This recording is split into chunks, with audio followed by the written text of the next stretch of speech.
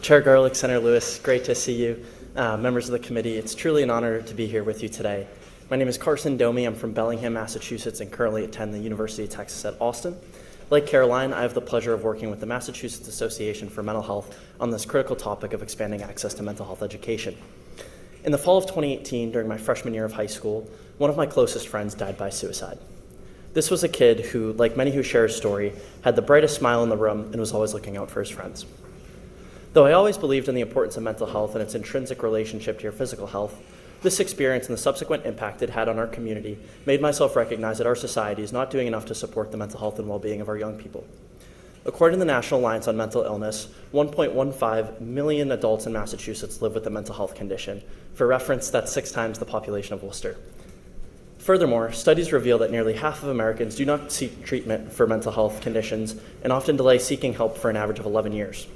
These statistics serve as a wake-up call for the urgent need to educate students about their mental health, and House Bill 497 and Senate Bill 240 have the potential to do such and make a substantial difference in the health and wellness of the generation to come.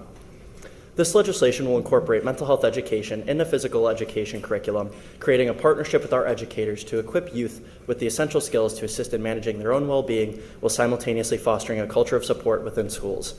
As Jessica Larochelle and Courtney Chelo will outline, the time for this legislation is truly now. A recent study published by the CDC reported that 1 in 4 people ages 18 to 24 have seriously considered suicide within the past 30 days. I want to challenge you to reflect upon that statistic the next time you visit a school in your district. This bill has the opportunity to change the way that we talk about mental health and for the generations to come, paving a healthier and brighter future for millions, which is why I ask you to join us in supporting House Bill 497 and Senate Bill 240. Thank you very much.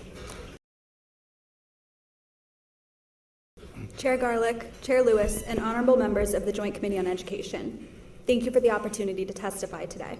My name is Caroline Hanson. I'm a freshman at the College of the Holy Cross. My hometown is Lowell.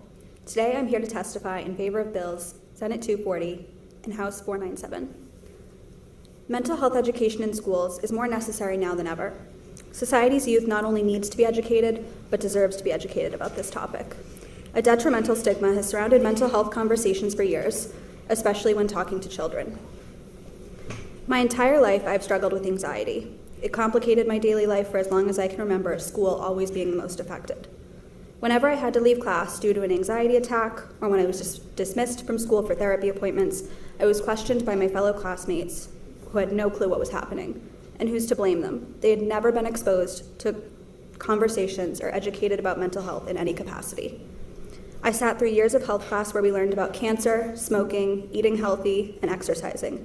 It confused me because we were learning so much about our physical health, but absolutely nothing about our mental health. I will share one more example of when I knew that we needed to do something about mental health education for students.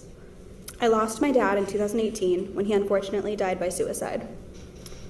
I was 13 at the time, and my younger sister was only 10. An incredibly complicated loss made even more confusing by the lack of education we had previously been exposed to. When I returned back to school, my classmates asked a million questions about suicide, how it happened, and why it happened. I felt responsible for educating them on this topic, as I was in the process of educating myself. The bills being heard today are incredibly important to the wellness of students. Mental health education at all grade levels is necessary as the number of young people suffering from and affected by mental health issues continues to rise.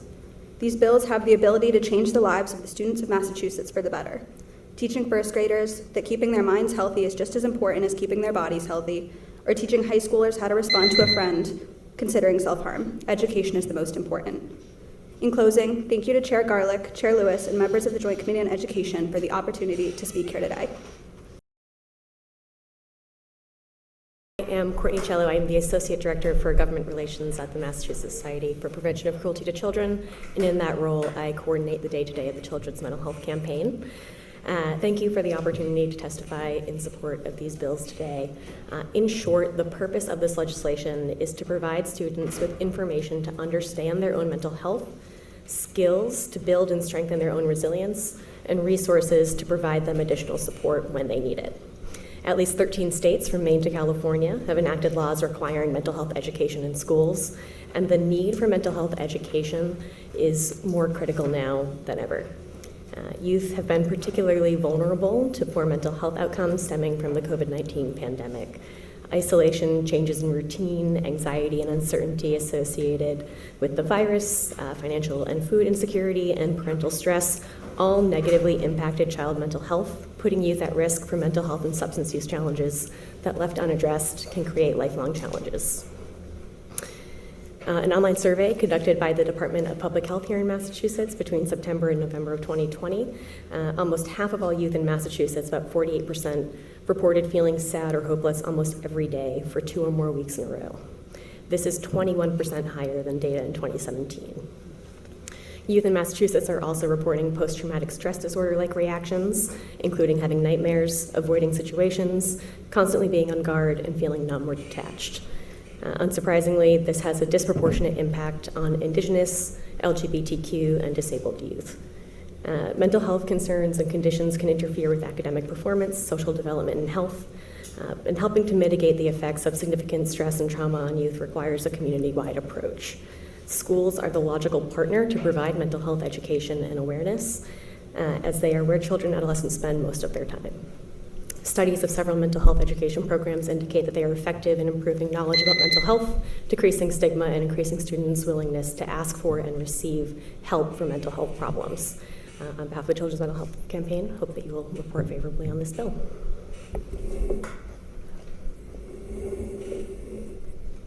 Thank you, Chair Lewis and honorable members of the committee for the opportunity to testify this afternoon. My name is Jessica Larochelle, and I'm here on behalf of the campaign and the Massachusetts Association for Mental Health. Picking up on Courtney's remarks, we wanted to emphasize to the committee that while these bills, H497 and S240, requires schools to offer mental health education, they're by no means prescriptive in nature. They don't mandate any particular curriculum or resources. And this is so important because it gives schools and districts the flexibility they need to determine the instruction that is most culturally responsive to their school community. We've also talked about all afternoon about how this is so timely, that just last month, the DESE board approved the updated comprehensive health and physical education framework. And now schools have much better guidance than they've had in decades about what mental health curriculum to teach and when. And also, as we talked about, this bill is necessary because the framework, it's not required, it's voluntary. And in that case, not all students are going to receive this critical mental health information. And so these bills ensure a more equitable approach. That is that all students are provided with mental health education to enhance their knowledge, address stigma, and increase their willingness to ask for and receive help should they need it. I also wanted to emphasize that districts and schools now have more resources than ever to implement a mental health education requirement.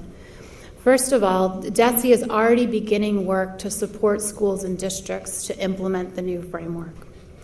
Second, with support of the legislature, the Birch Project at UMass has launched a school-based behavioral health technical assistance center. And their work is dedicated to supporting all schools, especially under-resourced schools, in providing all levels of behavioral health supports to their students. There's no dispute that mental health is fundamental to all health, that there's a youth mental health crisis, and that all youth would benefit from this education and supports. On behalf of MAMH and the campaign, we urge the committee to report these bills out favorably. Thank you.